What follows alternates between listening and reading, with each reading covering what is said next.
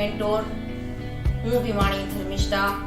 આજે આપણે ધોરણ 10 સામાજિક વિજ્ઞાન તેમનું ચેપ્ટર નંબર 17 આર્થિક સમસ્યાઓ અને પડકારો, ગરીબી અને બેરોજગારી તેનો પાર્ટ 6 વિશે અભ્યાસ કરીશું. તેમના મુદ્દા છે બેરોજગારી ઘટાડવાના ઉપાયો અને વિશ્વ શ્રમ બજાર.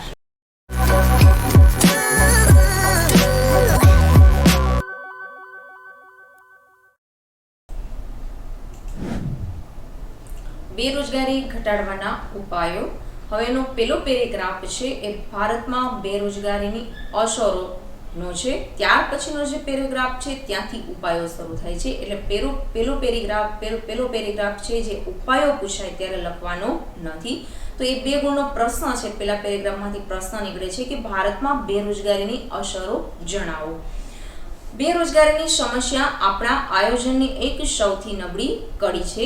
ગરીબી અને બેરોજગાર બંને સગી બહેનો છે. બંને વચ્ચે સમસંબંધ છે. સમસંબંધ એટલે સરખા સંબંધ છે.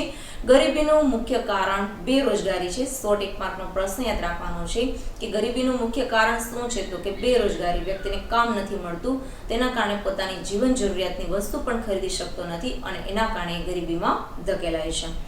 આ પડકારરૂપ સમસ્યાની અસર યુવા શિક્ષિત વ્યક્તિઓમાં વિશેષ જોવા મળે છે. હવે બેરોજગારીની જે સમસ્યા છે સૌથી વધારે યુવાનોને અસર કરે છે અને આ યુવાનોમાં એની બહુ ઘેરી અસર જોવા મળે છે.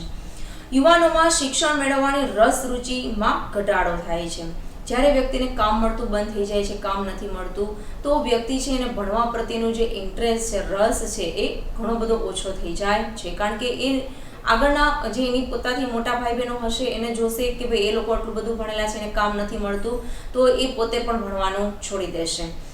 સામાજિક અને માનસિક પરિસ્થિતિ પર વિપરીત અસર પાડવી. વ્યક્તિ બેરોજગાર લાંબા સમય સુધી રહે તો સામાજિક અને માનસિક પરિસ્થિતિ એની વિપરીત બને છે અને માનસિક પરિસ્થિતિની ખોરવાઈ જાય છે. મનોવૈજ્ઞાનિક ભાષામાં એને કહેવાય છે કે નોકરી ન મળવાને કારણે વ્યક્તિ હતાશામાં ધકેલાઈ જાય છે. અને આ હતાશા જો વધારે ઘેરી અસર કરે તો વ્યક્તિ છે એ મનોરોગી બને છે અને એ પરિસ્થિતિમાંથી ફરી બહાર નીકળવું બહુ અઘરું થઈ પડે છે. જો લાંબા સમય સુધી તેઓ બેકાર રહે તો યુવાનો અસામાજિક કે અનૈતિક પ્રવૃત્તિમાં જોડાઈ જાય. એટલે કે અસામાજિક અને અનૈતિક પ્રવૃત્તિ એટલે કેવી કે જેમાં સમાજ એ કામનો સ્વીકાર નથી કરતું એવી પ્રવૃત્તિ, જેને અસામાજિક કે અનૈતિક પ્રવૃત્તિ કહેવામાં આવે છે. તો બેરોજગાર લાંબા સમય સુધી કોઈ વ્યક્તિ રહેશે તો પૈસા કમાવાની શોધમાં શું કરશે? સારી જોબ નહીં મળે, સારો બિઝનેસ નહીં મળે, તો એ લોકો ગલત કામ તરફ વળશે. તો કેવા કામ? તો કે માદક દ્રવ્યોની હેરાફેરી કરવી, ગેરકાનૂની વ્યવસાયો કરવા, બરાબર, ચોરી લૂંટફાટ, ખંડણી વસૂલવી એટલે કોઈ વ્યક્તિને ધાક ધમકીથી પૈસા પડાવવાનું કામ કરવું જેવા ગુનાહિત કૃત્યો કરવા પ્રેરાય છે. ત્યાર પછી આગળ સામાજિક અને આર્થિક અસમાનતામાં વધારો થાય છે. હવે સામાજિક અને આર્થિક અસમાનતામાં વધારો થાય એટલે શું? તો કે જે વ્યક્તિને કામ નથી મળતું તો એની પાસે પૈસા હોવાના નથી. અમુક વર્ગ એવો છે કે જેમની પાસે પૈસા પણ છે અને સમાજમાં સારું એક સ્ટેટસ પણ ધરાવે છે, સારો દરજ્જો પણ છે. એટલે બેરોજગારીને કારણે વ્યક્તિ જ્યારે ગરીબીમાં ધકેલાઈ જાય છે ત્યારે એનું સામાજિક લેવલ પણ નીચું જાય છે અને આર્થિક લેવલ પણ નીચું જાય છે, જેથી સમાજમાં વર્ગભેદ સર્જાય છે, ઉચ્ચ વર્ગ અને નિમ્ન વર્ગ જેવા, જેના કારણે જીવન ધોરણ છે એ કથળે છે. વ્યક્તિ જ્યારે નિમ્ન વર્ગની અંદર આવે છે ત્યારે એને ખુદને બી નિમ્ન વર્ગની અંદર રહેવું ગમતું નથી, પણ સમાજ એને નિમ્ન વર્ગ તરીકે જ જોવે છે. અને જીવન જરૂરિયાતની વસ્તુઓ જ્યારે ન ખરીદી શકતા હોય, એટલી આવક પણ નથી કરી શકતા કે જેના કારણે પોતાની પ્રાથમિક જરૂરિયાતની વસ્તુ ખરીદી શકે, તેના કારણે એનું જીવન ધોરણ છે એ નીચું જાય છે. બેકારી સાથે ભાવ વૃદ્ધિ જોડાતા ગરીબોની અને બેકાર કુટુંબોની સ્થિતિ વધુ કપરી અને દયનીય બને છે. હવે એક બાજુ તેને કામ મળતું નથી અને બીજી બાજુ વસ્તુના ભાવ વધે છે, તેના કારણે એના જે કાંઈ થોડા ઘણા રૂપિયા હોય એ પણ એ ભાવ વૃદ્ધિવાળા સમયની અંદર વસ્તુ ખરીદવા પાછળ ખર્ચાઈ જાય છે. તેના કારણે એ સમયની અંદર ગરીબી અને સાથે સાથે બેકાર આ બંને કન્ડિશનને કારણે કુટુંબની જે સ્થિતિ છે એ ખૂબ જ ખરાબ થઈ જાય છે. જીવન ધોરણ નીચું જાય છે અને બેહાલ બનેલા કુટુંબો ક્યારેક માદક દ્રવ્યો કે અન્ય વ્યસનો તરફ વળે છે. એટલે કે સૌથી વધારે તમે જોશો કે માદક દ્રવ્ય અને દારૂનું વ્યસન જે કરતા હશે એ સૌથી નિમ્ન વર્ગના લોકોમાં વધુ જોવા મળશે, કારણ કે જ્યારે એને કામ નથી મળતું, સારા પૈસા એટલા નથી મળતા કે જેના કારણે સારી વસ્તુ ખરીદી શકે, તેના કારણે તેઓ ક્યારેક આવા માદક દ્રવ્ય તરફ વળે અને એમાં એ ખર્ચો કરે છે અને પોતાના શરીરને પણ અનેક પ્રકારના રોગોને નોતરે છે. આમ બેરોજગારીની અસર વ્યક્તિ, કુટુંબ તેમજ અર્થતંત્ર અને સામાજિક દ્રષ્ટિએ પણ ઘાતક પુરવાર થાય છે. બેરોજગારીની સમસ્યા કોઈ એક ખાલી આર્થિક એકમને જ નુકસાન નથી કરતી, એક વ્યક્તિને પણ નુકસાન કરે છે, કુટુંબને પણ અસર કરે છે, અર્થતંત્ર ઉપર પણ એની અસર થાય છે અને સાથે સમાજ ઉપર પણ એની અસર થાય છે. અને સમાજ ઉપર અસર થાય એટલે દેશ ઉપર પણ અસર થાય છે. અહીંયા આ અસરોવાળો મુદ્દો પૂર્ણ થાય છે. ત્યાર પછીનો મુદ્દો છે બેરોજગારીના ઉપાયો. હવે બેરોજગારીના ઉપાયો વાળો પ્રશ્ન છે, 4 ગુણનો પ્રશ્ન છે. પ્રશ્ન છે, બેરોજગારી ઘટાડવાના પ્રયાસ રૂપે સરકારી યોજના અને કાર્યક્રમો સવિસ્તાર સમજાવો, અથવા તો ભારતમાં બેરોજગારી ઘટાડવાના ઉપાયો અને કાર્યક્રમો જણાવો. અને અથવા એ રીતે પણ પૂછાઈ શકે કે ભારતમાં બેરોજગારીનું પ્રમાણ ઘટાડવા માટે કયા કયા ઉપાયો હાથ ધરવામાં આવેલા છે. દરેકની ટૂંકમાં ચર્ચા કરો. તો બહુ મોટો પ્રશ્ન છે, તો તમારે આમાંથી કોઈ પણ મુખ્ય 4 મુદ્દા છે એ વ્યવસ્થિત તૈયાર કરીને લખવાના છે. 4 મુદ્દા લખશો એટલે તમને 4 માર્ક આરામથી મળી જશે. બેરોજગારી ઘટાડવાની સરકારી યોજના અને કાર્યક્રમોનો આગળ આપણે ગરીબી નિવારણ કાર્યક્રમમાં અભ્યાસ કર્યો છે, તેનું ફરીથી સ્મરણ કરી લેવું. તે સિવાયના સરકારે લીધેલા કેટલાક અસરકારક ઉપાયો નીચે મુજબ છે. એટલે અહીંયા કહેવાનો મતલબ એ છે કે ગરીબી અને બેરોજગારીના મોસ્ટ ઓફ બધા મુદ્દા, કારણોના, ઉપાયોના, અસરના જોશો તો સરખા જોવા મળશે. તો અહીંયા એક વખત ગરીબીના જે કાંઈ ઉપાયો છે નિવારણ માટેના, એને પણ એક વખત યાદ કરી લેવા. હવે પહેલો મુદ્દો જોઈએ. ભારતમાં ઝડપી આર્થિક વૃદ્ધિ દર વાર્ષિક 10% જેટલો ઊંચો લક્ષ્યાંક રાખીને સિદ્ધ કરવા સર્વગ્રાહી પગલાં ભરવા. અહીં એવું કહેવામાં આવ્યું છે કે આપણો વાર્ષિક આર્થિક વૃદ્ધિ દર છે એ વધારવાની વાત કરી છે, એટલે કે 10% સુધી આપણું ધ્યેય હોવું જોઈએ. 10% સુધી આપણું ધ્યેય છે પણ આપણે એને પૂર્ણ કરી શકતા નથી. જો એ 10% સુધી આપણો આર્થિક વૃદ્ધિનો દર છે એ પૂર્ણ કરી લઈએ તો આપણા દેશની અંદર ઘણી બધી બેરોજગારીનું પ્રમાણ ઘટી જાય. જાહેર અને ખાનગી ક્ષેત્રમાં મૂડીરોકાણનું પ્રમાણ વધારો. જાહેર એટલે સરકારી, બરાબર, કે સરકાર દ્વારા થોડું ઘણું મૂડીરોકાણ વધવું જોઈએ, અને કેટલાક ખાનગી સાહસો છે કે જે ખાનગી લોકો દ્વારા એનું મૂડીરોકાણ છે વધવું જોઈએ, જેના કારણે બંને ક્ષેત્રોની અંદર વ્યક્તિ જોડાય અને રોજગારી મેળવી શકે. રોજગારીની તકોમાં વધારો કરવો, એટલે કે જે બેરોજગાર લોકો જે તે જગ્યાએ છે ત્યાં સ્થાનિક લેવલે એ લોકોને રોજગારી મળે એવી તકોનું સર્જન કરવું. અર્થતંત્રમાં કૃષિ સહિતના નાના અને ગૃહ ઉદ્યોગો, કુટીર ઉદ્યોગ સહિત તમામ વિભાગોમાં અને પ્રદેશોમાં ઝડપી અને સંતુલિત વિકાસ સાધવા રોજગારીના નવા ક્ષેત્રો ખોલવા જોઈએ. તો ગામડાની વાત કરી છે કે ગામડામાં મોટાભાગના લોકો કૃષિ સાથે જોડાયેલા છે, તો કૃષિનો પણ વિકાસ થાય, સાથે સાથે એ લોકોને 3 થી 5 મહિના બેરોજગાર ન બેસવું પડે. એ માટે ત્યાં સ્થાનિક લેવલે જ કોઈ ગૃહ ઉદ્યોગ, કુટીર ઉદ્યોગ અથવા લઘુ ઉદ્યોગ જેવા નવા ઉદ્યોગો સ્થાપવા કે ત્યાંના સ્થાનિક લોકોને કામ મળી રહે અને રોજગારી માટેના સ્થળાંતર પણ કરવું ન પડે. તો એવા નવા ક્ષેત્ર ખોલવાની વાત કરી છે. સરકારે રોજગારી વધારવા માટે અનેક યોજના દ્વારા આર્થિક સહાય, શિક્ષણ અને તાલીમ કેન્દ્રો શરૂ કર્યા છે. તો સરકારે બેરોજગારીનું પ્રમાણ ઘટે એના માટે શું કર્યું છે, તો કે રોજગારી વધારવા માટે એ લોકોએ આર્થિક સહાય, જો બિઝનેસ નાખવો હોય તો સરકાર એને લોન કે ધિરાણના સ્વરૂપમાં ઓછા વ્યાજના દરે સહાય કરે છે. બીજું કે શિક્ષણ વ્યવસ્થાઓ ઊભી કરેલી છે. સાથે સ્થાનિક લેવલે ઘણા બધા તાલીમ કેન્દ્રો બી ચાલે છે કે જેમાં વ્યક્તિ કોઈ શોર્ટ એવા કોર્સ કરી આવે છે અને તાલીમ મેળવી આવે કે જેના કારણે એ તાલીમના આધારે કોઈ પણ કાર્યક્ષેત્ર સાથે જોડાય અને કામ કરી શકે અને પૈસા કમાઈ શકે. ત્યાર પછી સેકન્ડ મુદ્દો છે, શ્રમ પ્રધાન ઉત્પાદન પદ્ધતિ પર આધારિત વપરાશી વસ્તુનું ઉત્પાદન કરતા એકમો, નાના અને લઘુ ઉદ્યોગો, ગ્રામો ઉદ્યોગ, હાથસાળ અને હસ્તકલા કારીગરીને લગતા હુનર ઉદ્યોગોનો વિકાસ હાથ ધરવો જોઈએ. હવે અહીંયા શું કીધું છે, શ્રમ પ્રધાન એટલે કે કોઈ એવું ક્ષેત્ર ખોલવું કે જેમાં એકથી વધારે લોકોને કામ મળી રહે. મશીનની જગ્યાએ વ્યક્તિ કામ કરશે તો બેરોજગારીનું પ્રમાણ ઘટશે. તો જે ગૃહ ઉદ્યોગ છે, લઘુ ઉદ્યોગ છે, ગ્રામો ઉદ્યોગ છે, હાથસાળ, હસ્તકલા, તો આમાં બધાની અંદર મશીનો હોતા નથી અને મશીન હોય તો બહુ નાના એવા હોય છે અને વ્યક્તિ ઝાઝા કામ કરતા હોય છે. તો આવા ક્ષેત્ર ખોલવા માટે અને આવા ક્ષેત્રનો વિકાસ થાય એ માટેના પગલાં ભરવા જોઈએ.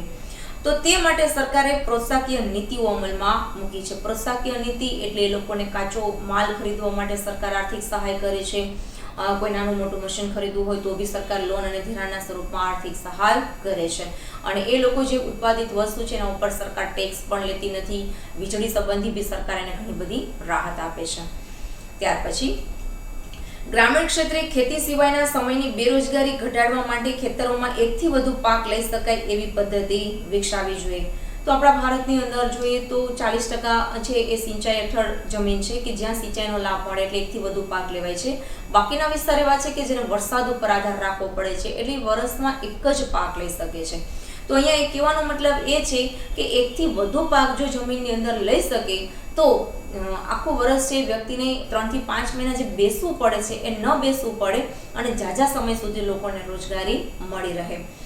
નવી જમીન ખેડાણ હેઠળ લાવી. જો કોઈ જમીન એવી પડતર હોય, સરકારની જમીન હોય તો એને ખેડ કરી અને એને ખેતી યોગ્ય બનાવી. પ્રત્યેક ખેતરને પાણી અને વીજળીની સુવિધાઓ ઉપલબ્ધ કરવી. તો સરકારનો એક કાર્યક્રમ એ બી ચાલે છે કે દરેક ખેતરમાં પાણી પણ મળી રહે તો એ લોકો કેનાલ દ્વારા છે પાણી પહોંચાડવાનો પ્રયાસ કરી રહ્યા છે. નવા ડેમ, ચેક ડેમ, નાના મોટા ડેમો બાંધી રહ્યા છે. સૂકી નદી હોય તો ત્યાં જે વધારે પાણીવાળી નદી હોય એના વહેણવાળી અને પાણી ભરવાની કોશિશ થઈ રહી છે. નાના મોટા તળાવો બંધાઈ રહ્યા છે કે જેના કારણે લોકોને પાણીનો પ્રશ્ન પણ હલ થઈ જાય અને ખેતી પણ સારી કરી શકે.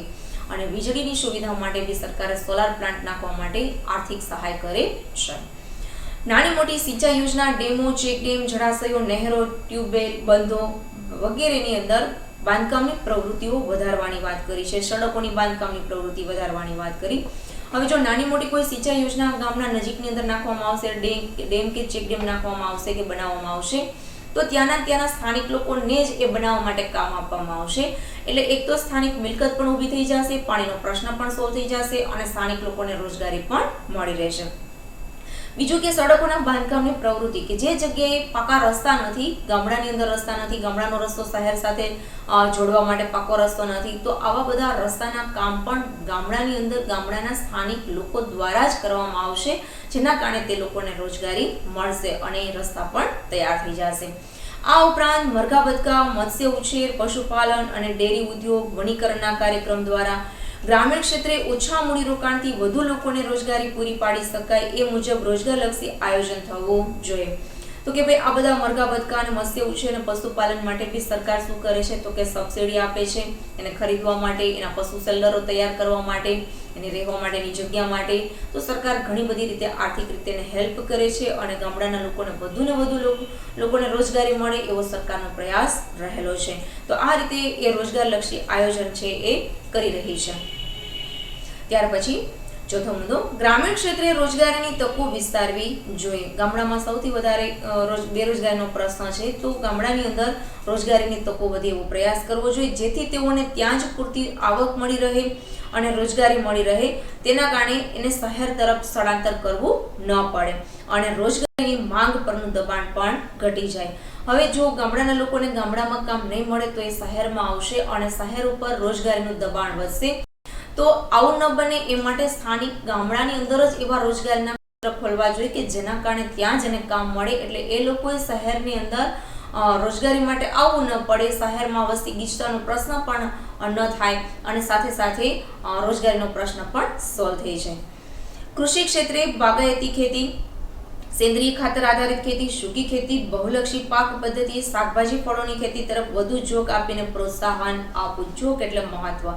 તો સરકાર કઈ ખેતી ઉપર વધારે મહત્વ આપે છે તો કે બાગાયતી ખેતી. બાગાયતી ખેતી છે એ કરવાથી થોડોક સમય આપણે એની કેર કરી 6-7 વર્ષ પછી એ આપણને 35 થી 40 વર્ષ સુધી આપણને એમાંથી ફળ મળે છે એટલે કે આપણે એમાંથી ઉત્પાદન લઈ શકીએ છીએ. સેન્દ્રીય ખાતર આધારિત ખેતી તો કે અત્યારે સૌથી વધારે ઓર્ગેનિક પદ્ધતિથી થતી ખેતીનું મહત્વ વધતું જાય છે. તો આ રીતે સેન્દ્રીય ખાતર આધારિત ખેતી કરવામાં આવે તો પાકનું વળતર જે છે એ આપણને સારામાં સારું મળે. સૂકી ખેતી તો કે જે જગ્યાએ વરસાદ નથી, સિંચાઈની સગવડ બી ઓછી છે અને માઇનોર થોડો ઘણો વરસાદ હોય અને એના ભેજ આધારિત ખેતી થતી હોય તો ત્યાં કંઈક પાણીની એવી સારી વ્યવસ્થા કરવી અથવા સૂકી ખેતીમાં જે પાકો લઈ શકાતા હોય એવા પાકોનું ઉત્પાદન કરવું. બહુલક્ષી પાક તો કે વાડીની અંદર એક જ જાતનો પાક ન વાવતા એક સાથે 2 પાકનું વાવેતર કરવું, જેના કારણે કોઈ એક પાકને આબોહવા કે વાતાવરણ અનુકૂળ ન આવે તો બીજો પાકમાંથી આપણે વળતર મેળવી શકીએ. શાકભાજી અને ફળોની ખેતી, તો કે એ તો કાયમી માટે એની માંગ રહેવાની છે, તો એની પણ ખેતી કરવી કે જેના કારણે ખેડૂતોને સારી આવક પણ મળી રહે. એટલે સરકાર આ બાબત માટે પ્રોત્સાહન આપે છે અને મહત્વ પણ આપે છે. ગ્રામીણ ક્ષેત્રે શિક્ષણની ગુણવત્તા અને પ્રમાણ વધે તેના ઉપર વધુ ધ્યાન આપવું. શહેર કરતા ગ્રામ્ય શિક્ષણની જે શાળાઓ છે, અમુક ગામડાની અંદર બહુ પછાત ગામડા હોય કે ત્યાં શિક્ષણનું સ્તર જે ગુણવત્તાનું છે એ નિમ્ન લેવલનું જોવા મળે છે. તો આવું ન બને તે માટે તેના શિક્ષણની ગુણવત્તા સારી બનાવી કે જેના કારણે બાળકોને શહેર તરફ ભણવા માટે ન આવવું પડે, શિક્ષિત બને, સારું ભણે, હોશિયાર બને અને સારા ક્ષેત્રની અંદર જઈ શકે. ત્યાર પછી 5મો મુદ્દો, ગ્રામીણ ક્ષેત્રે માનવ વિકાસને ટકાવી રાખવા માટે તેમના આરોગ્ય, શિક્ષણ, ચોખ્ખું પીવાનું પાણી, તેમના પૌષ્ટિક આહાર, વીજળી, રસ્તાઓ, બેન્કિંગ, વીમો, ઇન્ટરનેટ, સંદેશા વ્યવહારની સુવિધાઓ, મોજશોખની સવલતોમાં વધારો કરવો કે જેના કારણે ગામડાના લોકો ગામડામાં જ રહે અને શહેરમાં ન આવે.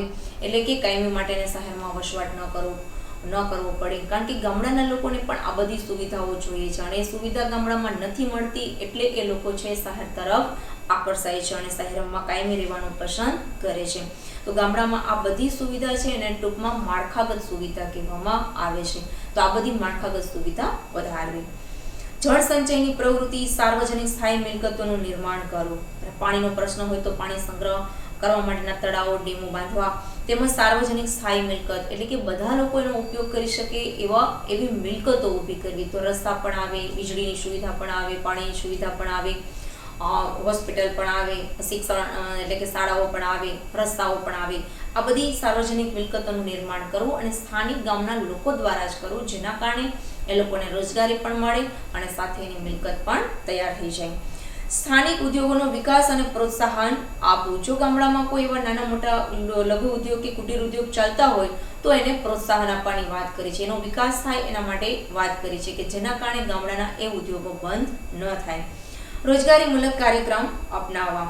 ગ્રામીણ લોકોના જીવનમાં ગુણાત્મક અને પરિમાણાત્મક સુધારો લાવવાનો મુખ્ય હેતુ રહ્યો છે. સરકાર એવું ઈચ્છે છે કે આ બધી સુવિધાઓ જે ઉપરની છે એ ગામડાની અંદર મળે તો ગામડાના લોકોની ગુણવત્તા પણ સુધરે, સાથે સાથે એને પરિમાણાત્મક એટલે કે સારી સુવિધાઓ અને સારી સગવડો પણ મળે.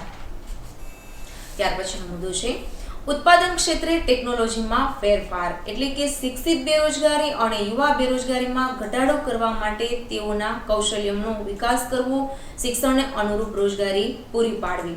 એટલે એવું કહે છે કે ભાઈ ભણેલા લોકો છે, યુવા વર્ગ છે અને બેરોજગાર છે, તો એમ બેરોજગારીમાં ઘટાડો થાય તે માટે એનામાં કોઈ આવડત, કોઈ કૌશલ્ય વિકસે, કોઈ તાલીમ કેન્દ્ર એવા ખુલે કે જેમાં એ કંઈક શીખી શકે, બરાબર, એવો એક પ્રયાસ કરવાની વાત કરી છે કે જેનાથી લોકો રોજગારી મેળવી શકે. તો એની અંદર આગળ જોઈએ તો કુશળ કારીગરો પેદા થાય તેવી વ્યવસાયલક્ષી કે તકનીકી શિક્ષણની નીતિ અપનાવી. એમ કે છે કે શિક્ષણમાં એવા સબ્જેક્ટો રાખવા કે જેના કારણે વ્યક્તિ ભણી અને સીધો કાં તો એ રોજગારી તરફ વળી શકે, રોજગારી મેળવી શકે.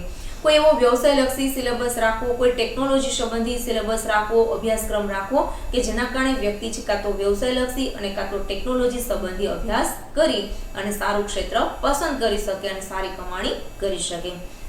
શાળા કોલેજોમાં અભ્યાસક્રમો ત્યાંના સ્થાનિક ઉદ્યોગોની જરૂરિયાતોને સંતોષી શકે તેવા રાખવા.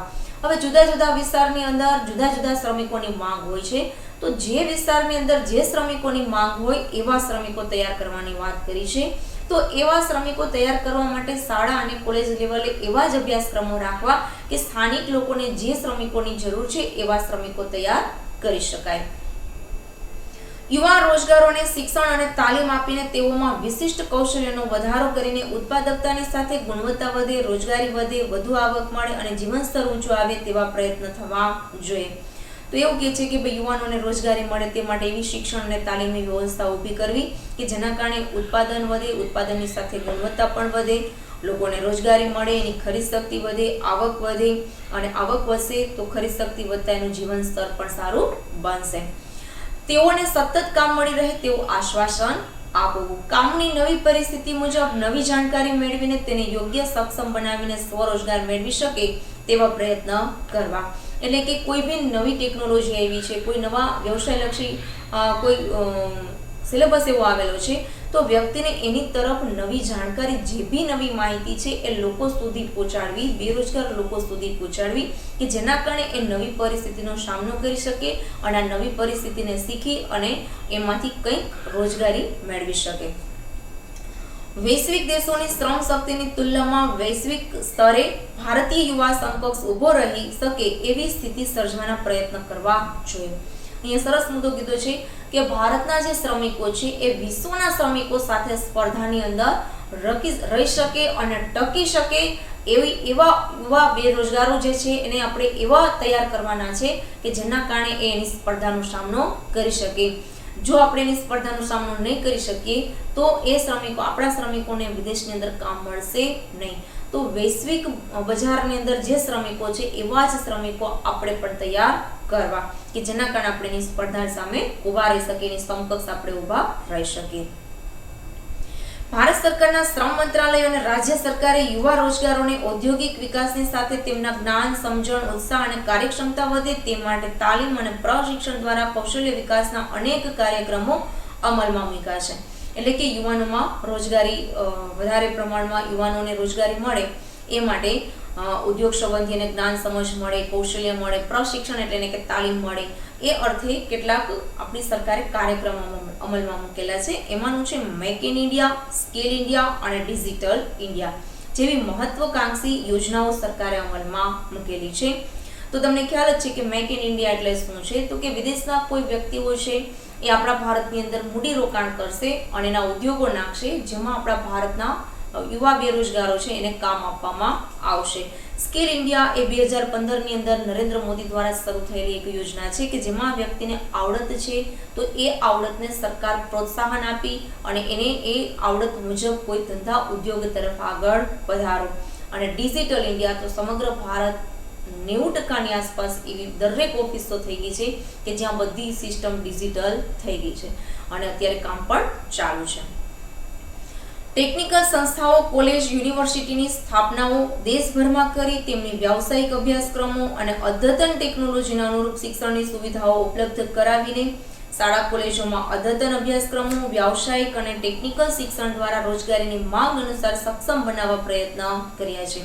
તો એ મુદ્દો એવું કહે છે કે ભાઈ એવી ટેકનિકલ સંસ્થાઓ અને કોલેજો અને યુનિવર્સિટીઓ નાખવામાં આવી છે કે જેના કારણે એ સારા અભ્યાસક્રમો અને આ ટેકનિકલ કોલેજોની અંદર જોડાય અને અભ્યાસક્રમ કરી, એટલે કે ભણી અને અદ્યતન માહિતી મેળવી અને અનુભવ મેળવી અને વ્યક્તિને સારો એક રોજગારી મળી રહે એવો આ પ્રયાસ થયેલો છે. તો મોટાભાગની ભારતની અંદર આવી ટેકનિકલ સંસ્થાઓ ચાલે છે, કોલેજો પણ ચાલે છે અને સાથે યુનિવર્સિટીઓ પણ ચાલે છે કે જ્યાં એને સારામાં સારા કોર્સ કરાવવામાં આવે છે, અભ્યાસક્રમ કરાવવામાં આવે છે, તાલીમ પણ આપવામાં આવે છે, ટેકનિકલ શિક્ષણ પણ આપવામાં આવે છે અને વ્યવસાયિક શિક્ષણ પણ આપવામાં આવે છે. બરાબર. તો આ રીતે રોજગારીની માંગ અનુસાર એ વ્યક્તિને સક્ષમ બનાવવા માટે આ કોલેજો અને યુનિવર્સિટીઓ કામ કરી રહી છે. તો હાલમાં દરેક રાજ્યમાં એક આઈઆઈટી અને એક આઈઆઈએમ જેવી ઉચ્ચ સંસ્થાઓ સ્થાપવામાં આવી રહી છે. આઈઆઈટી એટલે શું, તો કે ઇન્ડિયન ઇન્સ્ટિટ્યૂટ ટેકનોલોજી અને આઈઆઈએમ એટલે ઇન્ડિયન ઇન્સ્ટિટ્યૂટ મેનેજમેન્ટ. હાલની અંદર આ બંને ઉચ્ચ કક્ષાના અભ્યાસક્રમો છે અને આ બંનેની માંગ વિશ્વ લેવલે ખૂબ જ છે. ત્યાર પછી 8મો મુદ્દો શ્રમલક્ષી આયોજન. આ 2 ગુણનો પ્રશ્ન છે કે શ્રમલક્ષી આયોજન વિશે લખો. શ્રમ શક્તિના આયોજન ક્ષેત્રે સરકારે રોજગારીના નવા ક્ષેત્રો ખોલ્યા છે. Computer technology, information technology, pharma ક્ષેત્ર એટલે તમને ખ્યાલ જ હશે કે જે દવા સંબંધી હોય છે એ ફાર્મસીનું જે ક્ષેત્ર છે એ, બિઝનેસ મેનેજમેન્ટ, ધંધાકીય વ્યવસ્થાપન, પેકિંગ, પ્રોસેસિંગ અને આઉટસોર્સિંગ. આઉટસોર્સિંગ એટલે શું કહી દઉં કે માનો કે કોઈ કારખાનાની અંદર કોઈ એક વસ્તુ તૈયાર થઈ રહી છે, એ વસ્તુની અંદર 4 થી 5 એવા પાર્ટ જોઈએ છે, મશીનો જોઈએ છે અલગ અલગ પ્રકારના, ત્યારે એક આખી વસ્તુ તૈયાર થાય છે. તો એ કારખાનું કોઈ એક જ વસ્તુનું પ્રોડક્શન કરે છે, બીજા પાર્ટ માટે કોઈ અન્ય કારખાનાને કોન્ટ્રાક્ટ આપે છે બનાવવા માટેનો. બરાબર. તો એક કારખાનું એક જ પાર્ટનું ઉત્પાદન કરે, બીજું કારખાનું બીજા પાર્ટનું ઉત્પાદન કરે, એટલે બંનેને આવક પણ થાય અને જાજા બધા લોકોને રોજગારી પણ મળે. તો સરકાર એવું ઈચ્છી રહી છે કે કોઈ એક કેન્દ્રીકરણ ઉદ્યોગનું ન હોવું જોઈએ કે એક જ ઉદ્યોગને એક જ કંપની બધા પ્રકારનું ઉત્પાદન કરતી હોય, બરાબર, એ કંપની છે એ એક જ વસ્તુનું ઉત્પાદન કરે અને અન્ય વસ્તુનું ઉત્પાદન માટે બીજા એકમો ખોલવા જોઈએ, બીજા બિઝનેસો નખાવવા જોઈએ, જેના કારણે વધુ લોકોને રોજગારી મળે. Catering, event management. કેટરિંગ એટલે તમને ખબર હશે કે મેરેજની અંદર અને મોટી પાર્ટીની અંદર આપણે જે જમણવાની વ્યવસ્થા કરીએ છીએ એ. ઇવેન્ટ મેનેજમેન્ટ એટલે ડેકોરેશન, જે મેરેજની અંદર અને બર્થડે પાર્ટીની અંદર જે શણગારવામાં આવે છે એ. ઓફિસ મેનેજમેન્ટ, હોટલ મેનેજમેન્ટ અને શેર સ્ટોક માર્કેટિંગ. આ બધા એવા કોર્સ છે કે જેની અંદર તમે શોર્ટ સમયની અંદર કોર્સ કરી અને તમે આ જ ક્ષેત્રની અંદર તમે કામ કરી અને રોજગારી છે મેળવી શકો છો. વગેરે નવીન ક્ષેત્રોમાં રોજગારીની વિપુલ તકો રહેલી છે. તેથી આ ક્ષેત્રોને અનુરૂપ સ્થાનિક જરૂરિયાતોને પૂરક નવા અભ્યાસક્રમો યુનિવર્સિટીમાં દાખલ કરવામાં આવ્યા છે.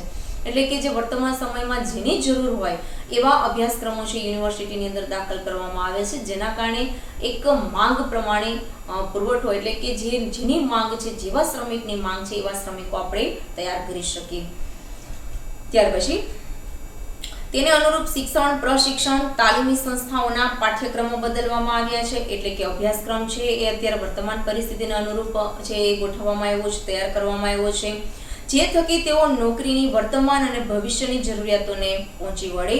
શ્રમ શક્તિની માંગને અનુરૂપ યુવાનો શિક્ષણ પ્રાપ્તિના અંતે સ્વરોજગારીની તકો પ્રાપ્ત કરી શકે તે માટે ટૂંકા ગાળાના ડિપ્લોમા કે સર્ટિફિકેટ કોર્સ પણ થઈ રહ્યા છે. તેની અંદર જોઈએ તો તેમાં પ્રત્યક્ષ તાલીમ આપી અને અભ્યાસક્રમો છે કરાવવામાં આવે છે અને વ્યક્તિ તાલીમ મેળવી, સર્ટિફિકેટ મેળવી કાં તો પોતાનો પર્સનલ બિઝનેસ ખોલી શકે છે અથવા તો એવા ક્ષેત્રની અંદર જઈને કામ કરી શકે છે. તો એની અંદર આપ્યું છે સ્પિનિંગ એટલે કાંતવું, વીવિંગ એટલે વણવું, ટર્નિંગ એટલે ફેરવવું. આ ઉપરાંત પ્લમ્બરિંગ એટલે કે જે પાઇપલાઇનને નળને ફિટિંગ હોય એ, રેડિયો, ટીવી અને ફ્રીજ અને મોબાઈલ અને એસી વગેરે જેવા સાધનો છે, ઇલેક્ટ્રિક સાધનો છે કે જેનું રિપેરિંગ કરતા શીખી જાય તો બી વ્યક્તિને છે એ રોજગારી મળી રહે છે. આ ઉપરાંત ઓટોમોબાઈલ ક્ષેત્રે પણ આવેલી ક્રાંતિને અનુરૂપ electronics, computer science, genetic science, aerospace, robot making ક્ષેત્રે નવા કોર્સની તાલીમ આપી કુશળ કારીગર, ઇજનેરો એટલે એન્જિનિયરો અને ટેકનિશિયનો તૈયાર થઈ રહ્યા છે. તો એ બહુ સરસ વાત કરી કે ઓટોમોબાઈલ્સ એટલે તમને ખબર છે ગાડીના સ્પેર પાર્ટ ને લગતો જે બિઝનેસ છે એની વાત કરી છે, ઇલેક્ટ્રોનિક્સ ઉપકરણોની વાત કરી છે, કોમ્પ્યુટર સાયન્સની પણ હાલમાં સારી એવી ડિમાન્ડ છે, જીનેટિક સાયન્સ એટલે કે સંશોધન કરવાની વાત કરી છે, અલગ અલગ બિયારણ ક્ષેત્રનું સંશોધન હોય, કોઈ અન્ય દવાને લગતું સંશોધન હોય એ, એરોસ્પેસ, રોબોટ તો કે સ્પેસ શટલની વાત કરી છે. બરાબર, તો આ બધા ક્ષેત્રો એવા છે કે જેમાં સ્પેશિયલી એન્જિનિયર અને ટેકનિશિયન જાણનારો વ્યક્તિ છે એની જરૂર પડે છે. તો આવા કુશળ કારીગરો અને એન્જિનિયરો તૈયાર કરવામાં આવે છે કે જ્યાં લોકોને આવા ક્ષેત્રની અંદર જો પાવરફુલ હશે તો એને કામ પણ મળી રહે. તથા નવા ધંધા ઉદ્યોગ શરૂ કરવા માટે ઉદ્યોગ સાહસિકોને સ્ટાર્ટઅપ ઇન્ડિયા મુજબ સસ્તી લોનની સહાય પૂરી પાડવાના પ્રયત્ન પણ થયા છે. તો અહીંયા આઈએમપી શોર્ટ ક્વેશ્ચન યાદ રાખવાનો છે. આ મુદ્દાની અંદર આ સ્ટાર્ટઅપ ઇન્ડિયા વાળો પ્રશ્ન બોર્ડની અંદર વારંવાર પૂછાય છે કે યુવા સાહસિકોને ઉદ્યોગ શરૂ કરવા માટે સરકાર કયા કાર્યક્રમ હેઠળ આર્થિક સહાય પૂરી પાડે છે. તો યાદ રાખવાનું, યુવા બેરોજગાર શબ્દ વાપરે, યુવા સાહસિક શબ્દ વાપરે તો તમારે સ્ટાર્ટઅપ ઇન્ડિયા લખવાનું છે. સ્થાનિક ઉદ્યોગોની સાથે રહીને તાલીમી સંસ્થાઓનો સહકાર પરસ્પરના સંકલન દ્વારા શક્ય બન્યું છે. હવે શું કે છે સ્થાનિક ઉદ્યોગોની સાથે, એટલે કે જ્યાં ઉદ્યોગોની અંદર જેવા શ્રમિકોની માંગ છે તેવી તાલીમી સંસ્થાઓ ખોલવામાં આવે છે. બરાબર, આ બંને વચ્ચેનું સંકલન જોવા મળે છે, જેના કારણે સ્થાનિક જ લોકોને કામ મળી રહે. તેથી સ્થાનિક જરૂરિયાતોની માંગ મુજબ શ્રમનો પુરવઠો પૂરો પાડી અને રોજગારીની નવી તકોનું સર્જન કરીને વ્હાઇટ કોલર જોબના સ્થાને સરકારી આર્થિક સહાય દ્વારા સ્વરોજગારીને પોષે એવા શૈક્ષણિક અભ્યાસક્રમોમાં અને શૈક્ષણિક ખર્ચા સસ્તા અને પ્રવેશ સરળ બને તેવું વાતાવરણ સર્જવું જોઈએ અને સુદૃઢ માળખું પણ ઊભું કરવું જોઈએ. તો દરેક વ્યક્તિને તો સરકાર વ્હાઇટ કોલર એટલે ગવર્મેન્ટ જોબ આપી શકવાની નથી. તો ગવર્મેન્ટ જોબ બધાને નથી મળવાની, તો આપણે કોઈ ક્ષેત્રની અંદર સારી એવી તાલીમ મેળવી અથવા તો ભણી અને કોઈ એવું કૌશલ્ય પ્રાપ્ત કરીએ કે આપણે ખુદ આપણી રીતે આપણો રોજગાર મેળવી શકીએ, એવું ક્ષેત્ર ઊભું કરી શકીએ. તો આપણે આવું કોઈ ક્ષેત્ર ઊભું કરવું હોય, કોઈ ઉદ્યોગ નાખવો હોય તો સરકાર છે આપણને લોન અને ધિરાણના સ્વરૂપમાં આર્થિક સહાય કરશે. તેનાથી શું થશે તો કે ભાઈ તેનાથી વ્યક્તિને રોજગારી પણ મળશે અને સરકાર ઉપર જે બેરોજગારીનો જે બોજો છે એ પણ ઘણો બધો હળવો થઈ જશે.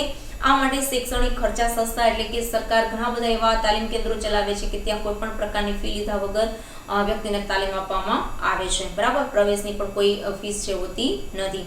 એટલે આ રીતે સસ્તા ખર્ચા દ્વારા વ્યક્તિ તાલીમ મેળવી અને એવું વાતાવરણ ઊભું કરવું કે જેના કારણે વ્યક્તિ કંઈક શીખી અને કંઈક કામ કરી શકે. ત્યાર પછીનો 9મો મુદ્દો છે ઉદ્યોગ સંબંધી વિકાસ.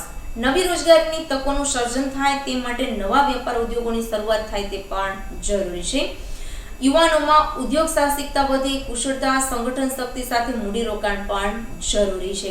સરકારશ્રી દ્વારા ઓછા મૂડીરોકાણથી પ્રારંભિક ઓછા માર્જિન એટલે ઓછા નફાથી સાથે યંત્રો, કાચો માલ કે ઓફિસ ફર્નિચર ખરીદવા માટે ઓછા વ્યાજના દરે ધિરાણની સવલતો કે વેચાણ માટેની સહાયતા જેવી અનેક યોજનાઓ સ્વરોજગારીની તકોને પ્રોત્સાહન આપવાના અનેક પગલાં ભર્યા છે. તો સરકાર શું કરે છે? પેલા નાનો ઉદ્યોગ નાખવા માટે સરકાર ઘણી બધી લોનના સ્વરૂપમાં અને ધિરાણના સ્વરૂપમાં ઓછા વ્યાજે એ લોકોને સહાય કરે છે. સબસિડી પણ ઘણા બધા ઉદ્યોગની અંદર આપવામાં આવે છે. કાચો માલ ખરીદવા માટે, ઓફિસ ફર્નિચર કરવા માટે બી સરકાર છે આર્થિક સહાય કરે છે, બરાબર. યંત્રો ખરીદવા માટે બી સરકાર સબસિડી આપે છે અને ધિરાણ બી આપે છે. તો આ બધાથી શું થશે? તો કે લોકોને પૈસાની થોડીક મદદ પણ મળી રહેશે અને સાથે પોતાની રોજગારી છે એ પણ મેળવી શકશે. ધંધો શરૂ કરવા અને ચલાવવા માટેનું ટેકનિકલ અને વ્યાવસાયિક જ્ઞાન, વહીવટી કુશળતા, કૌશલ્ય અને સહાયતા આપવાનું કાર્ય સરકારી પ્રયત્ન થકી થઈ રહ્યું છે. બેંકો, નાણાકીય સંસ્થાઓને આર્થિક સહાય, સસ્તી સરળ લોનની સુવિધાઓ અને સ્થાનિક વેપારી સંગઠનો, સેવાભાવી સંસ્થાઓના પ્રયાસ થકી મહિલાઓને પણ ગૃહ ઉદ્યોગો સ્થાપીને સ્વરોજગારી પૂરી પાડી છે. તો એ વાત કરી છે કે ભાઈ મહિલાઓ પણ પોતાની રીતે સ્વનિર્ભર બની શકે, આર્થિક રીતે સ્વતંત્ર થઈ શકે, એ માટે મહિલાઓ માટે બી ઘણી બધી મિશન મંગલમ નામની જે યોજના ચાલે છે કે જેમાં મહિલા કોઈ પણ પ્રકારનો ગૃહ ઉદ્યોગ ખોલવા માંગતી હોય તો સરકાર એને કાચો માલ લેવા માટે સાથે વેચાણ માટે બી સરકાર હેલ્પ કરે છે અને કાચો માલ ખરીદવા માટે બી સરકાર એને સહાય કરે છે. આમ પરંપરાગત વ્યવસાયોમાંથી બહાર નીકળી કુટુંબના સભ્યોની એક નવી પેઢી તૈયાર થઈ જેને નવા વેપાર ધંધાની અને ઔદ્યોગિક ક્ષેત્રની ક્ષિતિજો છે એ વિસ્તારી છે. તો કે આજનો જે યુવા વર્ગ છે એ પરંપરાગત વ્યવસાયમાંથી હવે બહાર નીકળ્યો છે, પોતાનામાં રહેલા ટેલેન્ટને ધ્યાનમાં રાખી અને કોઈ ક્ષેત્ર તરફ જોડાય છે અને ક્ષેત્રનો વિકાસ કરે છે. એટલે હાલની અંદર જુઓ તો આ ઔદ્યોગિક ક્ષેત્રની એક નવી દિશા તમને જોવા મળે છે. ત્યાર પછીનો મુદ્દો છે રોજગાર વિનિમય કેન્દ્ર. 2 ગુણનો પ્રશ્ન છે કે રોજગાર વિનિમય કેન્દ્ર વિશે લખો. રોજગાર વિનિમય કેન્દ્રો રોજગારીની શોધમાં ભટકતી વ્યક્તિ, શ્રમિકો અને કામદારો કે શિક્ષિત, કુશળ અને અર્ધકુશળ યુવાનોને કામ આપવા માંગતા માલિકો સાથે જોડવાનું કડીરૂપ કાર્ય કરે છે. તો દરેક જિલ્લાની અંદર આવા રોજગાર વિનિમય કેન્દ્રો ચાલે છે કે જે લોકોને કામ નથી મળ્યું એ લોકો પોતાના નામનું રજીસ્ટ્રેશન કરાવે છે અને રજીસ્ટ્રેશન કરાવેલું હશે ત્યારે જે બી કોઈ ઉદ્યોગને કે માલિકને કે કંપનીને જેવા શ્રમિકો જોતા હશે તો એ આ ઓફિસની અંદર જઈ અને એ લોકોના છે એ રજીસ્ટ્રેશન થયેલા હશે એના નામ લઈ આવશે. તો આ રીતે રોજગાર વિનિમય કચેરીનું કામ શું છે? તો કે જેમને શ્રમિકો જોઈએ છે એ અને જેમને કામ જોઈએ છે બંને વચ્ચે જોડવાનું કામ છે એ આ રોજગાર વિનિમય કેન્દ્ર દ્વારા થાય છે. આ સંસ્થા શિક્ષિત બેરોજગારીની નોંધણી કરે છે, કામની જગ્યા પ્રકાર વિશે વિશ્વસનીય અને સાચી માહિતી પૂરી પાડે છે, કારકિર્દી પસંદગીમાં માર્ગદર્શન આપે છે. ત્યાર પછી આ કેન્દ્રો રોજગાર, કારકિર્દી જેવા મેગેઝિન અને સામયિકો દ્વારા રોજગારીની પૂરતી માહિતી પણ પૂરી પાડવામાં આવે છે. તો રોજગાર અને કારકિર્દી નામના સામયિકો છે એ તમારે 1 માર્કના પ્રશ્નમાં યાદ રાખવાના છે કે રોજગારીની પૂરતી માહિતી આપતા મેગેઝિનો કે સામયિકો કયા? તો રોજગાર અને કારકિર્દી 2 અલગ અલગ નામથી મેગેઝિનો બહાર પડે છે, બરાબર. અને ચાલુ પણ છે, અત્યારે રનિંગ બી આવે છે. મોડેલ કેરિયર સેન્ટર દ્વારા તથા હેલ્પલાઇન નંબર 1800-425-1514 દ્વારા લોકોને જરૂરી માહિતી, સ્કિલ પ્રોગ્રામ, રોજગાર મેળા યોજવા જેવી મફત સેવા આપે છે. હવે મોડેલ કેરિયર સેન્ટરની અંદર તમે જે ટોલ ફ્રી નંબર આપ્યો છે ફોન ઉપર ફોન કરી અને તમે જરૂરી કોઈ રોજગાર સંબંધી માહિતી મેળવી શકો છો, બરાબર. કોઈ રોજગારના મેળાઓ ભરાતા હોય તો ક્યારે ભરાશે, ક્યાં ભરાશે, કેવી રીતે મારે રજીસ્ટ્રેશન કરાવવું વગેરે જેવી માહિતી છે એ મેળવી શકીએ છીએ. ડિસેમ્બર 2015 સુધીમાં દેશમાં 947 રોજગાર વિનિમય કેન્દ્રો હતા, જેમાં ડિસેમ્બર 2013માં 468.23 લાખ બેરોજગારો દેશમાં અને ગુજરાતમાં 8.30 લાખ બેરોજગારો નોંધાયા હતા. તો એક માર્કનો પ્રશ્ન યાદ રાખવાનો છે કે 2015 સુધીમાં ભારતની અંદર રોજગાર કચેરી કેટલી હતી? તો 947. અને 2013 સુધીમાં ભારતમાં બેરોજગારીનું પ્રમાણ કેટલું હતું? તો 468,23,000. અને 8.30 લાખ એક ગુજરાતનો આંકડો આપ્યો છે, એટલે કે 8,30,000 લોકો છે એ 2013 ની અંદર ગુજરાતમાં બેરોજગાર જોવા મળતા હતા. અહીંયા મુદ્દો મોટો છે, પૂર્ણ થાય છે, ઉપાયો પૂર્ણ થાય છે. તમને આગળ પણ કીધું છે 4 મુદ્દા કોઈ પણ મુખ્ય લખવાના છે, એકના 2 મુદ્દા બનાવવાના નથી. ત્યાર પછી લાસ્ટ મુદ્દો છે અને મોસ્ટ આઈએમપી મુદ્દો છે વિશ્વ શ્રમ બજાર. પ્રશ્ન છે વિશ્વ શ્રમ બજારનો ખ્યાલ જણાવો અથવા સ્પષ્ટ કરો, અથવા તો વિશ્વ શ્રમ બજાર વિશે સવિસ્તૃત માહિતી આપો. 3 ગુણનો આઈએમપી પ્રશ્ન છે. વિશ્વ શ્રમ બજારનો અર્થ શું છે? પેલી લીટી આપી છે, એનો અર્થ છે કે વિશ્વના દેશો પોતાના શ્રમિકોની આદાન પ્રદાન કરે તેને વિશ્વ શ્રમ બજાર કહેવામાં આવે છે. વિશ્વ શ્રમ બજાર એટલે શું? તો કે શ્રમિકોનું એક દેશમાંથી બીજા દેશમાં આદાન પ્રદાન થવું, આવવું અને જવું. શ્રમની આંતરરાષ્ટ્રીય સ્તરે ગતિશીલતા એની વાત કરીએ તો આંતરરાષ્ટ્રીય કક્ષાએ શ્રમિકોનું એક દેશમાંથી બીજા દેશમાં સ્થળાંતર રોજગારી અર્થે થાય, વેપાર ધંધા અર્થે થાય છે, તાલીમ કે ઉચ્ચ અભ્યાસ મેળવવા માટે થતું હોય છે, અને એને શ્રમની આંતરરાષ્ટ્રીય સ્તરે ગતિશીલતા કહેવાય છે. તો એક માર્કનો પ્રશ્ન કે કોઈ શ્રમિકો છે એક દેશમાંથી બીજા દેશમાં સ્થળાંતર કરે છે, કાં તો એ નોકરી માટે કરે છે, વેપાર ધંધા માટે કરે છે, કાં કોઈ તાલીમ મેળવવા જાય, કોઈ ઉચ્ચ અભ્યાસ કરવા માટે જાય છે, તો આવું સ્થળાંતર છે એ કેવું સ્થળાંતર કહેવાય? તો કે આંતરરાષ્ટ્રીય સ્તરે ગતિશીલતા તરીકે ઓળખવામાં આવે છે. જોજો પ્રશ્ન મિક્સિંગ ન થઈ જાય. વિશ્વ શ્રમ બજાર એટલે શું, આંતરરાષ્ટ્રીય સ્તરે ગતિશીલતા એટલે શું, અને ત્યાર પછી આગળ જુઓ શૈક્ષણિક જ્ઞાન, ઉચ્ચ ટેકનિકલ જ્ઞાન, કૌશલ્યની પ્રાપ્તિ અર્થે વિદેશમાં વધુ આવક, વધુ સુવિધા અને વધુ સારી નોકરીની શોધમાં બુદ્ધિધનનું બહિર્ગમન, બ્રેન ડ્રેન એ આંતરરાષ્ટ્રીય સ્તરે સ્થળાંતર છે. તો તમને પ્રશ્ન પૂછાય કે બુદ્ધિધનનું બહિર્ગમન અથવા તો બ્રેન ડ્રેન શું છે? તો એ આંતરરાષ્ટ્રીય સ્તરે સ્થળાંતર છે. તો અહીંયા એ કીધું છે કે જે વધુ આવક આપણને વિદેશની અંદર મળે છે, વધુ સારી સુવિધા મળે છે, વધુ સારી રોજગારના ક્ષેત્રો બી છે, તો આપણા વ્યક્તિઓ જે બહુ ટેલેન્ટ છે, બહુ હોશિયાર વ્યક્તિ છે, બરાબર, જે કહી શકાય કે વૈજ્ઞાનિકો હોય, એન્જિનિયરો હોય, ડોક્ટરો હોય, તો આવા લોકો છે વિદેશની અંદર વધુ સુવિધા મેળવવા માટે, વધુ પૈસા કમાવા માટે ત્યાં જાય છે. તેના કારણે આપણા દેશના આ બુદ્ધિશાળી વ્યક્તિઓ વિદેશમાં ચાલ્યા જાય, એને બુદ્ધિધનનું બહિર્ગમન કહેવામાં આવે છે. સામાજિક મોભો વધારતું આ દેશાવર ગમન હમણાં વધુ ધ્યાન આકર્ષક રીતે પ્રચલિત બન્યું છે. એટલે કે હમણાં વિદેશ જવાનો ક્રેઝ છે વધી ગયો છે. ફરવા માટે તો લોકો જતા હતા, પણ સાથે સાથે ભણવા માટે અને નોકરી અને ધંધા ઉદ્યોગ માટે અને કાયમી રહેવાનું પણ હવે વધી રહ્યું છે. બુદ્ધિશાળીઓ અને પ્રતિભાશાળી વ્યક્તિઓ તાલીમ પામેલ કુશળ અને સુસજ્જ કારીગરોના અન્ય દેશોમાં સ્થળાંતર થવાના કે ત્યાં જ સ્થાયી થવાના વધતા વલણને કારણે આપણા દેશમાં બુદ્ધિ પ્રતિભા ધરાવતી, ટેકનિકલ જ્ઞાન ધરાવતી, વૈજ્ઞાનિક માનસ ધરાવતી આવી તેજસ્વી વ્યક્તિઓની ખોટ વર્તાય છે. એટલે કે આપણા ભારતની અંદર આવા જુદા જુદા અને ઉચ્ચ ક્ષેત્રની અંદર ભણેલી ગણેલી અને હોશિયાર વ્યક્તિ છે એ વિદેશની અંદર ચાલી જાય, તો આપણા દેશની અંદર આવા વૈજ્ઞાનિકો, ડોક્ટરો, એન્જિનિયરો, બરાબર, તો આવું સારું માનસ અને ઉચ્ચ માનસ ધરાવતી પ્રતિભાશાળી વ્યક્તિ છે એ ઓછી થઈ જાય છે. એટલે ભારતમાં એની શોર્ટેજ વર્તાય છે, એની ખોટ વર્તાય છે. વૈશ્વિકીકરણ અને ઉદારીકરણને લીધે અર્થવ્યવસ્થામાં એક નવી સ્થિતિનું સર્જન થવા લાગ્યું છે. 1991 ની વાત કરીએ તો 91 થી ઔદ્યોગિક નવી નીતિ અમલમાં આવી, જેમાં ઔદ્યોગિકરણ, ખાનગીકરણ અને વૈશ્વિકીકરણ ત્રણેય નીતિનો અમલ કરવામાં આવ્યો. જેના કારણે વૈશ્વિકીકરણને કારણે દરેક દેશો એકબીજાની નજીક આવી ગયા. આયાત નિકાસનો સંબંધ છે એ વધારે ગાઢ બનવા લાગ્યો. ઉદારીકરણને કારણે અન્ય દેશના લોકો છે બિઝનેસ કરવા અર્થે, નોકરી કરવા અર્થે આપણા લોકો બીજા દેશમાં જાય, બીજા દેશના લોકો આપણાની અંદર સરળતાથી આવી શકતા થયા છે. તેના કારણે શું થયું છે? તો કે એક નવી સ્થિતિનું સર્જન થવા લાગ્યું છે, એક નવી પરિસ્થિતિ સર્જાણી છે.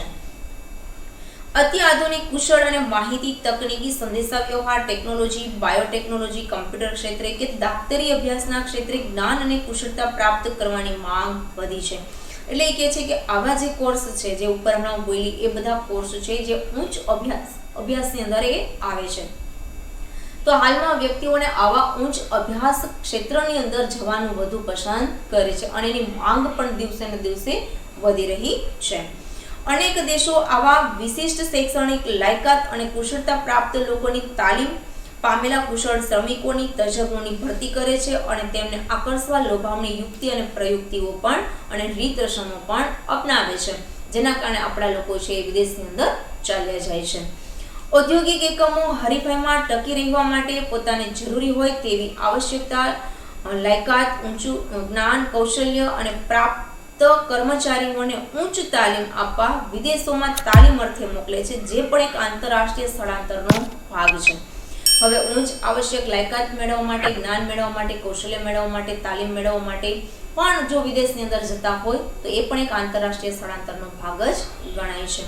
જેમ કે આ પ્રકારે વિદેશોમાં નોકરી ધંધા અર્થે જવાથી દેશમાં વિદેશી ચલણ સ્વરૂપે આવક પ્રાપ્ત થાય છે. તેથી વિદેશી ધન દેશમાં આવતા વિદેશી કમાણીની દેશમાં વિદેશી ચલણ કે મૂંડિયામણની સમસ્યા કંઈક અંશે હળવી બને છે. એટલે કે વિદેશી મૂંડિયામણ જે લોકો બહાર જાય છે, ખૂબ કમાય છે, તો એ પોતાના દેશની અંદર રોકાણ કરતા હોય છે, તો વિદેશી મૂંડિયામણ રૂપે ઘણી બધી આવક મળે છે, તો દેશને એ બાબતની અંદર એની જે પરિસ્થિતિ છે એ ઘણી સારી જોવા મળે છે, હળવી જોવા મળે છે. અહીંયા આપણું ચેપ્ટર પણ પૂર્ણ થાય છે, આજનો પાર્ટ પણ પૂર્ણ થાય છે. મુદ્દા સંબંધી કોઈ પ્રશ્ન હોય તો કોમેન્ટ બોક્સની અંદર જરૂરથી જણાવશો. નેક્સ્ટ વિડીયોની અંદર નવા મુદ્દા નવા ચેપ્ટર સાથે ફરી મળીશું. Thank you.